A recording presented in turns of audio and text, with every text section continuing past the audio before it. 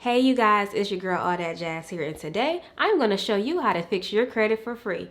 Now, this is a disclaimer, I am not a credit repair expert. I do not have my license in credit repair. However, I do know a few tips and tricks on how you can increase that credit score. So if you're interested in increasing your credit score, continue watching this video. Alright, so get your pens and paper ready because you need to write down a few of these gems, okay? And I have my notebook here, so I do not forget anything. So if you see me looking down, please bear with me. So your credit is really combined of 5 different categories. 10% is total number of accounts that you may have, including how many credit cards you may have, mortgages, auto loans, etc. 15% is how long you've had credit. So the longer that you have credit, the better.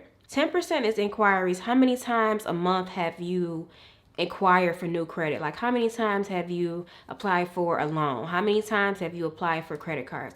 Those things are called inquiries. 30% makes up the usage of your credit card. You know, they always say try to use at least 10% of your credit card. You know, you don't want to use up, you don't want to max it out, because maxing out your credit card is a bad sign. And 35% makes up missed payments. So if you're a person who missed payments on your credit card, you know, the company got to keep calling you 5 times, that can show up as a bad sign on your credit report. And also, when I talk about missed payments, I'm not talking about missing it by a week. I'm talking about missing it a month. You know, the credit card companies are not going to report you if you miss the payment by 1 day. Usually, it will take them a month in order for them to report you. They will try to reach out to you first, you know, and say, hey, what's going on? We missed your payment. And if they can't reach you after a month, then that's when they're going to report you. So that's what I mean about missed payment. So you have about a month to make up that payment before they report you. So everything that I'm going to mention, I've either done it myself or I've done it with somebody close to me to help them boost their credit score. First off, you want to create a Credit Karma account. Now, I will say Credit Karma is not 100% accurate as far as your credit score, but it will give you a baseline on where your credit is going and where it's heading. So on Credit Karma, what I did with my significant other, I went on Credit Karma, created an account for him, and I disputed any collection that he may have. So that did work on, I want to say, at least 90% of his collections. Only one of them it didn't work, but majority of them, it took all the collections off. Because the thing about collections, your debt is already being sold to the creditor. So instead of Best Buy calling you and telling you that you owe them $500, you have credit dispute company calling you, you know, every hour on the hour, because they already sold your debt. So say for instance you have $500 in collection from Best Buy. Best Buy already sold your collections to debt collections company, right? So now instead of Best Buy calling you, debt collections company is calling you, right? They already sold your debt, so you no longer have to owe Best Buy. You have one or two options. You can dispute your collections on Credit Karma, and it may or may not work. Also, instead of paying $500, you could say I only have $100. You want to start low. Okay, because they're willing to take whatever money that you have to offer. So you want to start low. So for instance, if you have $500 that's in collection, okay, you want to say, okay, I have $100. They may take it, they may ask for $150, they may ask for $200, but you always want to start low. You never want to start by saying, oh, I have the whole $500. No, do not do that. Say I have $100. They may take it and they may say, oh, well, can you give us $200? Okay, boom. That's $200 that you paid to collections, and now that's off your debt. But every dispute that I put on all of his collections, they all work. And now I look at his credit score. Instead of having a whole bunch of collections, he only has one now. When I was in college, oh my God, I got myself in so much credit card debt, and now to this day that I am paying for it. So if you are in credit card debt like myself, I will advise you to look into debit consolidation. Debit consolidation can kind of help you monitor your spending as far as paying off all your credit cards and then just paying that one bill. You have your credit cards that are all probably maxed out, and you're trying to pay your monthly fee and trying to keep up with interest. Sometimes it can get yourself in a hole. You might be paying more than what you spent.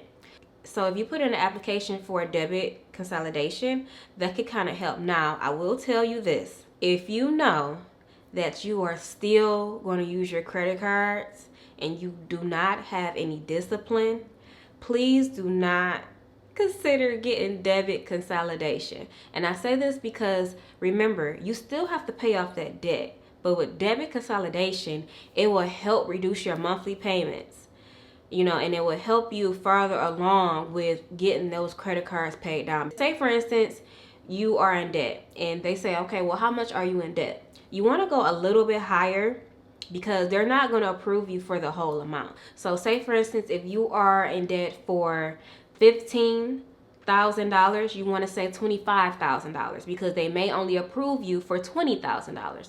You get my drift? Trust me. And if you are in debt, the debit consolidation people know who you are.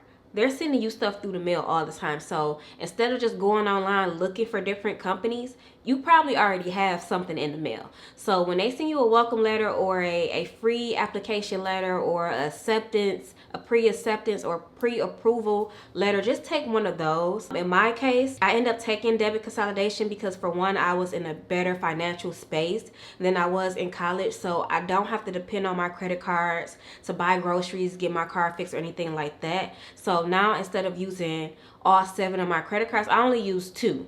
So those credit cards are paid off, and actually they end up boosting my credit score up 100 points in 1 month because they were all paid off. So now instead of paying each card individually, I just have this one lump sum that I'm paying over time. And by me being in a greater financial space, I'm able to make larger payments, and that way that debt is just climbing down at an expedient rate versus doing it with just individual credit cards, because that interest will kill you. That interest will kill you. Have you ever felt like when you paid your credit card and you like, dang, I put extra money in this month, but it doesn't seem like my credit card is getting lower. It doesn't seem like my debt is decreasing. It's because that interest will kill you, especially if you have those high credit cards like American Express or anything like that. Those credit cards, that interest will kill you. So in order for you to not pay interest, my best bet and recommendation is for you to get debit consolidation. I did my debit consolidation with Discover because I have a Discover credit card. That was my first credit card as a college student. Oh my God, I regret it. They already had my information on file, so it was just really just a quick phone call telling them how much I needed and when I wanted my debt paid off. So it was really quick and easy. If you go with the company that don't know you at all, you might have to send in some paperwork. You might have to send in some type of verification for yourself in order for them to get you approved. But with me, Discover already had, my information because I was already a member with them because I had a credit card with them. So it was an easy and smooth process. But in order to make your process even smoother, in order for you to even know that you will be accepted or approved, just try to put in an application with those letters that you have in the mail. I know it's 2020 and I know last year you probably threw all those letters away. But if you get a next letter in the mail about debit consolidation, just tuck it to the side. You don't have to think about it right now, but just remember what I told you about having discipline, because remember, you're still in debt. So don't have debit consolidation people pay off your credit card debt if you're still going to use them. So once you get that debit consolidation, they pay off them credit cards, sis, cut them up, give them to somebody, hide them, or whatever the case may be. Please, please, please do not fill out an application for debit consolidation if you do not have discipline and if you are still going to use your credit card. So the next thing, this may be a little bit far-fetched, but this will help you either increase your credit score or help somebody else increase their credit score. Adding someone as an authorized user or getting put as an authorized user on somebody else's credit card. You ever seen those movies where the rich kids always say, oh, I'm using my mommy or daddy's credit card?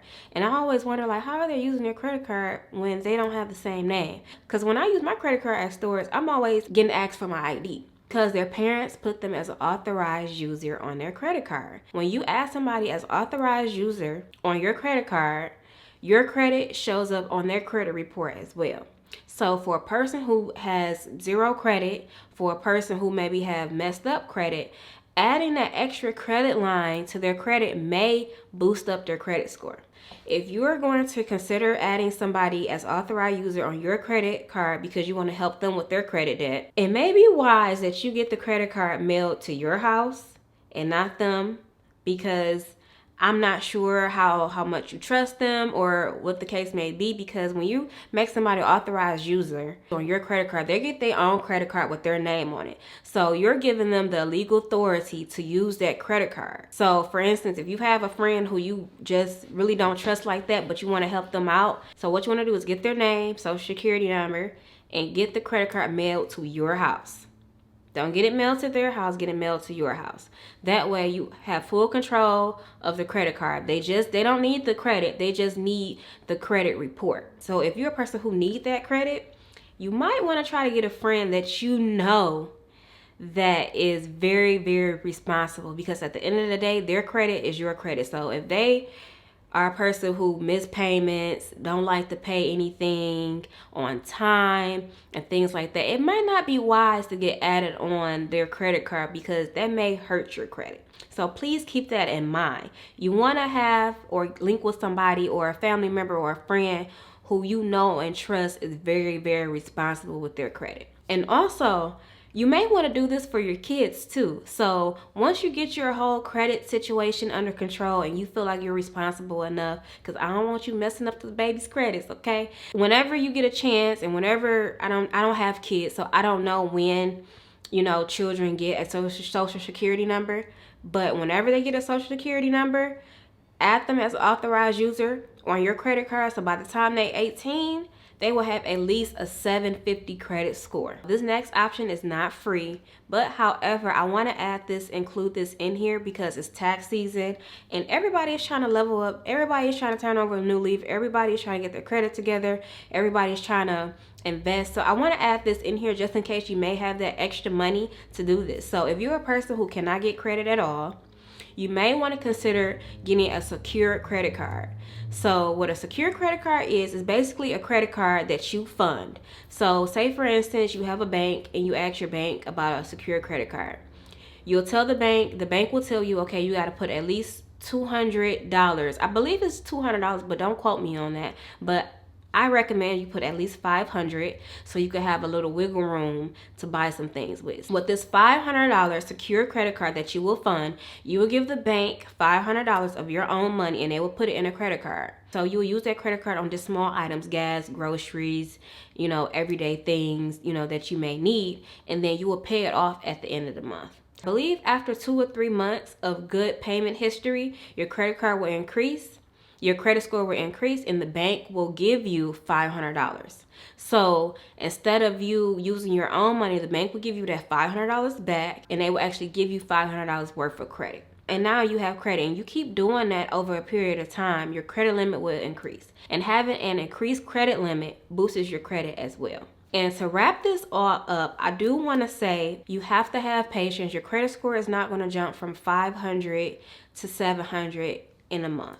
It's going to take some time and it's going to take some effort, especially if you're doing it the free way. Now, if you need your credit score to increase in a couple of months, you may want to consider getting a credit repair person. That way they can help you move along and get your credit repair faster and quicker and more efficient than I could. These are just a few steps that I have done with myself and people that are around me to help boost their credit over the years, and it worked tremendously. We didn't have to pay a lot of money in order to fix our credit. It was just us finding out how to do it. I didn't know anything about credit. Like, credit was not taught to me as a little girl. This was just some things that I came across along the way, and I just really wanted to share this with a few people who may want to know how to fix somebody else's credit, how to fix their credit, or just how to maintain their credit all in general. So I hope you liked this video. Hopefully I helped you in any way that I possibly could. Hopefully I gave you some new insight on credit and how to increase your credit. If you also have any tips that you might want to share, please do not hesitate to drop them in the comments box below. And if you like this video and if I helped you out in any way, please do not forget to like, share, and subscribe to my channel. Happy Black History Month, happy tax season, and I'll see you in the 750 Club.